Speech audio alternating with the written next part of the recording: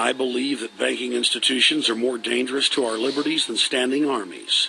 If the American people ever allow private banks to control the issuance of their currency, first by inflation, then by deflation, the banks and corporations that will grow up around the banks will deprive the people of all property until their children wake up homeless on the continent their fathers conquered.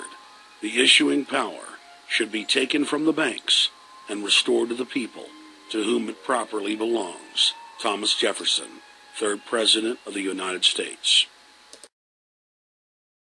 When the Federal Reserve, please, you must catch this statement. I hope you have those pencils writing. When the Federal Reserve has completed that purchase every month of $40 billion worth of mortgage-backed securities, they will have purchased every piece of mortgaged real estate in the United States of America, and the elite, the New World Order, as they announced it many years ago, will own your real estate. We have before us the opportunity to forge for ourselves and for future generations a new world order, a world where the rule of law, not the law of the jungle, governs the conduct of nations. When we are successful, and we will be, we have a real chance at this new world order, an order in which a credible United Nations can use its peacekeeping role to fulfill the promise and vision. Hello everybody, September 24, 2012. I have another Lindsey Williams interview. This is a can't miss. Of all the interviews I've heard, this is the one you wouldn't want to miss. I mean, things that are being said here are incredible, and you know, Lindsey Williams has said things in the past, a lot of things that have come true, a lot of things haven't come true, a lot of things that didn't. I get more negative comments on any of my videos than when I do a Lindsey Williams video. I just get the most negative comments. People saying he's a kook, you know, he doesn't know this or that.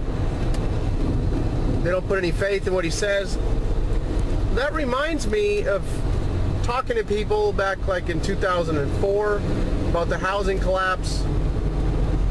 People talking to me about, you know, basically how the housing collapse was never going to come. Me saying that it was going to come from the books that I read, and how, you know, just it was quite obvious to me, as you know, was a lot of other people, but there were just people saying that the people that were saying it was never going to come were property owners, you know, people who didn't want it to come. No one wanted to think of their house going down half in value. You know, the normalcy bias was, you know, prevalent with these people. They just said, well, it's not going to happen because it's not what I want to happen. So, you know, the house has been going up for 50 years. They're not going to go down.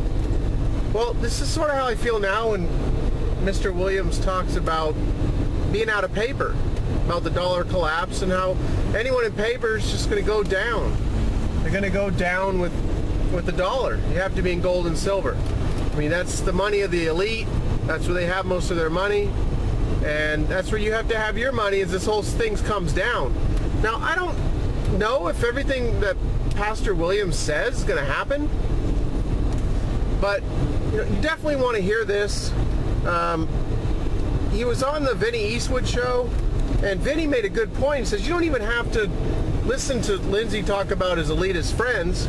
You just have to, you know, just search Agenda 21. I mean, Agenda 21 lays it all out. You know, the New World Order that's coming and how they're going to roll it out, and basically how Agenda 21 promotes seizure of private property, and you know, it doesn't allow for private ownership of a vehicle, and you know, limits the amount of water and everything. The whole Agenda 21 that 178 world leaders signed back in the early 90s.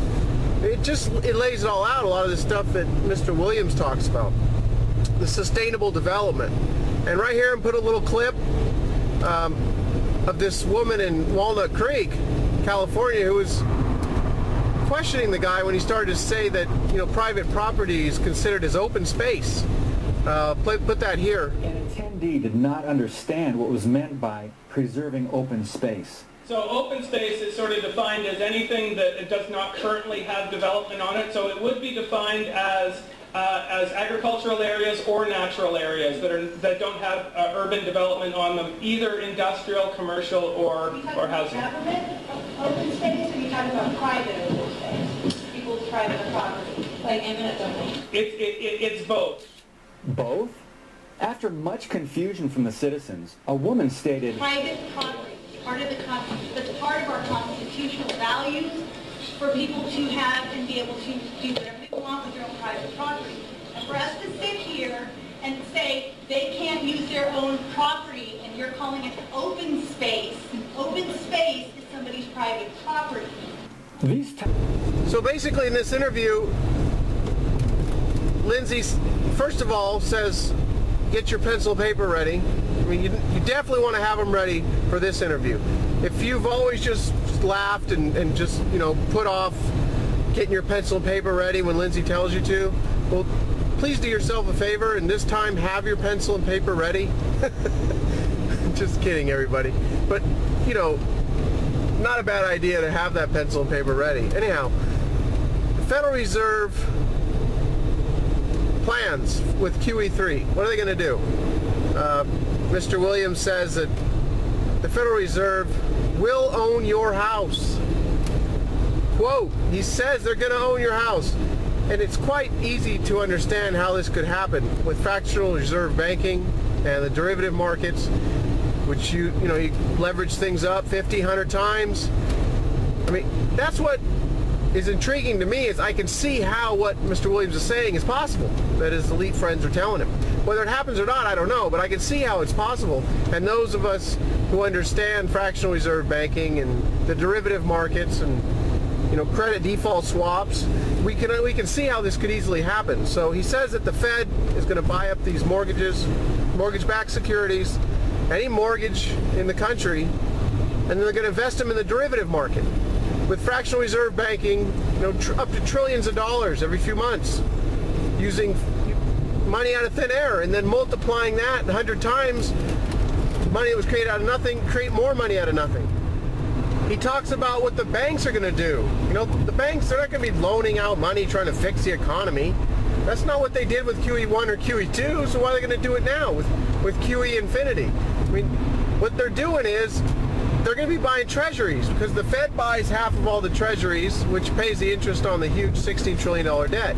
So they're going to be buying treasuries and, you know, in collusion with the Federal Reserve. That's supposedly what's going on, and to me it's believable. Someone's got to buy the treasuries.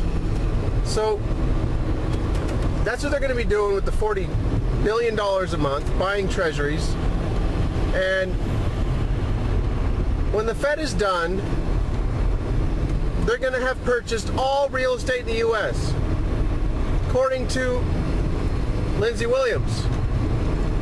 Now, don't know if this is going to happen, but that's what he says the plan is. They're going to usher in the New World Order by collapsing the derivative market, which will collapse all currencies in the world at one time. And the derivative market being, you know, it's over $2 quadrillion in the derivative market, and it's so huge, and it's unregulated. And that's what brought down the system in 08. And he says that's the elite are going to use to bring it down this time.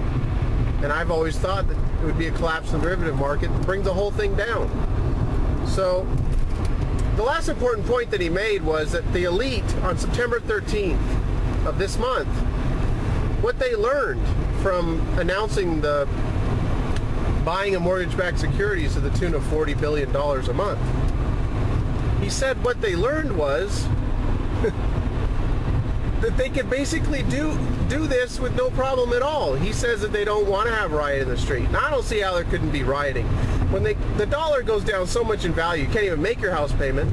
And then when the Fed owns the paper, and then they take over your property. I mean, things don't look good, people. You got to have gold and silver. You got to have guns and ammo. You got to have food supply. You got to have everything. Cover all your bases. Jeez, I mean, the sheeple did nothing. There was no rioting, no protests. September 13 was such a big day. I was telling people about it. Most people don't even know what's happening. They don't even know what happened on September 13. They just think the Federal Reserve's using some of its reserves to buy up, help fix the housing market. They're just creating this out of nothing, people, and they're just buying stuff. It's so incredible what's going on. Check out the video. I'll link it up at Moneybags World. The link will be below.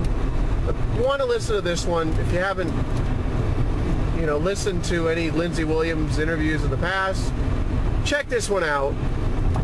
What he's saying is believable. Whether it's going to happen or not, it's quite possible and quite believable with